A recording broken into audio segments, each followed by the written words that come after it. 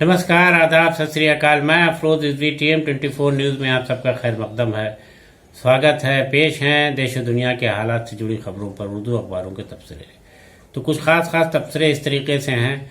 मुल्क के दो सूबों में गुजरात और हिमाचल प्रदेश में विधानसभा चुनावों को लेकर सियासी सरगर्मियाँ काफ़ी तेज़ हो गई हैं और इस सिलसिले में अखबारों ने भी तमाम खबरों को अपनी सुर्खियों में काफ़ी अहमियत दी है।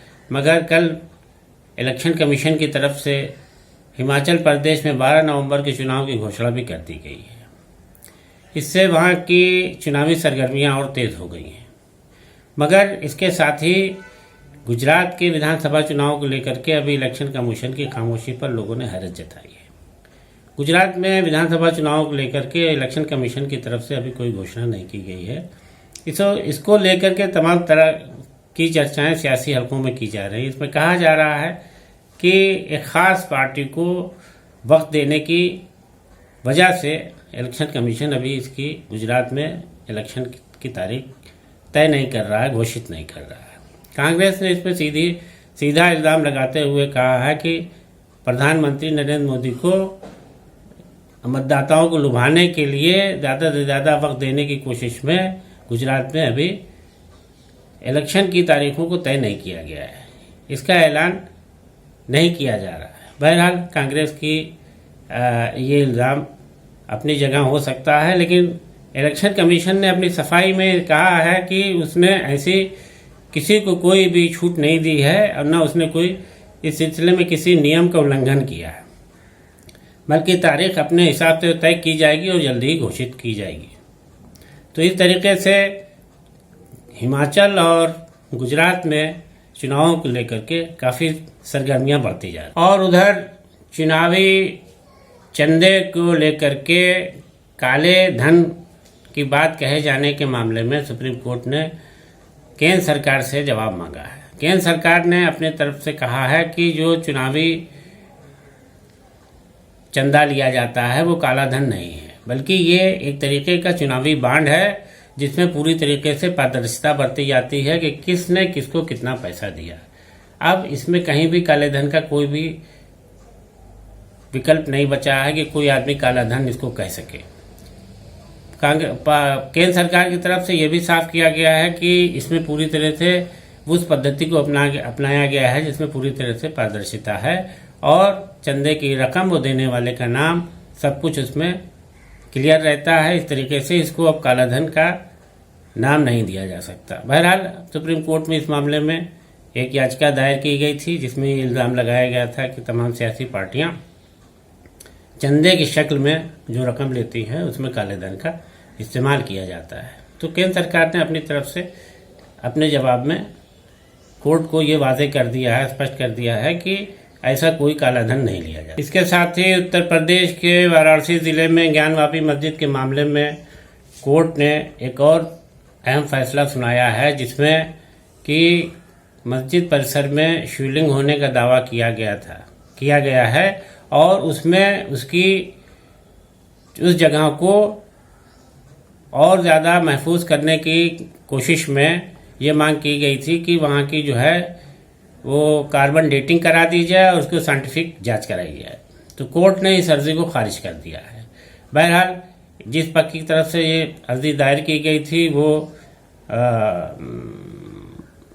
उसकी तरफ से ही शिवलिंग के होने का दावा किया गया है और मुस्लिम फरीक इसके खिलाफ अपने तमाम दावे पेश कर रहा है। तो इसने इसकी मुखालफत की थी इस अर्जी की, जिस पर कोर्ट ने इस अर्जी को खारिज कर दिया है। और बता दें कि ये मामला वाराणसी की जिला अदालत में चल रहा है। और उधर मुल्क के भीतर मुख्तलिफ अभियान यानी तमाम मौक़ों पर जवानों की मदद ली जाती है और लड़ाई में भी जवान शहीद होते हैं। तो ऐसे तमाम जगहों पर शहीद होने वाले सैनिकों के लिए भारत सरकार की तरफ से एक सराहनीय कदम उठाया गया है। इसके तहत माँ भारती के सपूत के नाम से एक नई वेबसाइट की शुरुआत की गई है।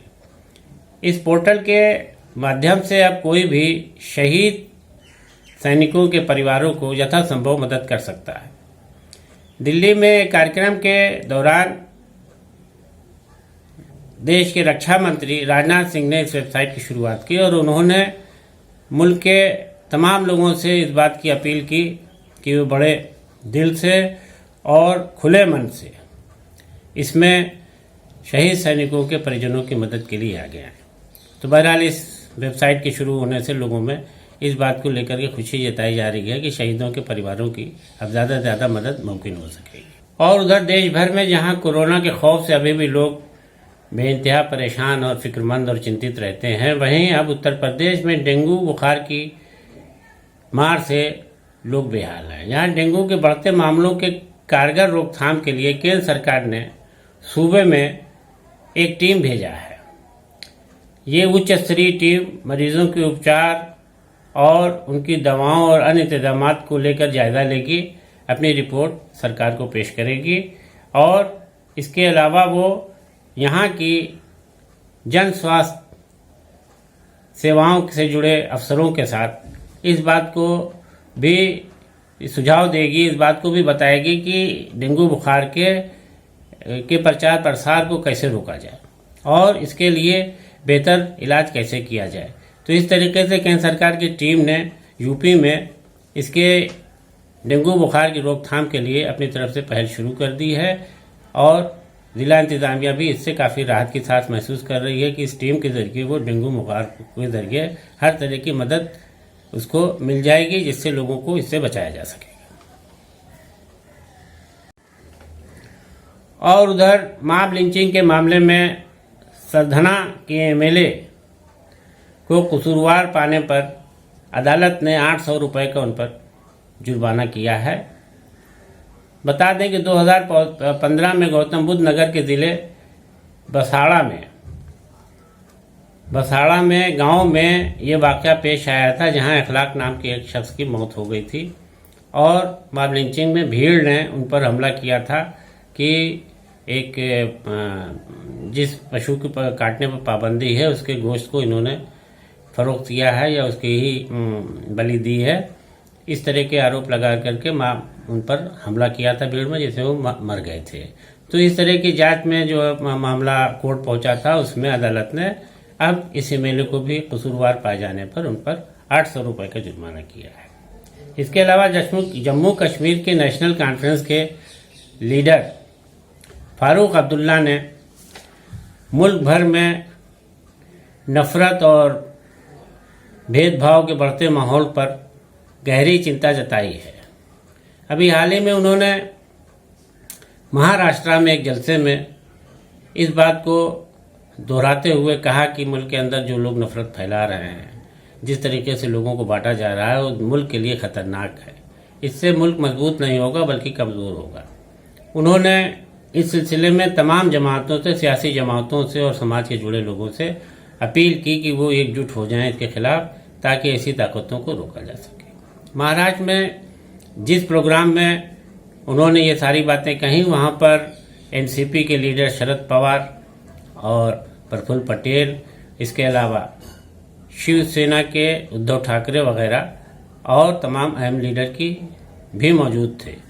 और उधर वाशिंगटन से खबर है कि अमेरिका ने वर्ष 2022 की अपनी राष्ट्रीय सुरक्षा रणनीति में एक समय में उसके बहुत करीबी प्रमुख सहयोगी रहे पाकिस्तान और सऊदी अरब को इसमें शामिल नहीं किया है।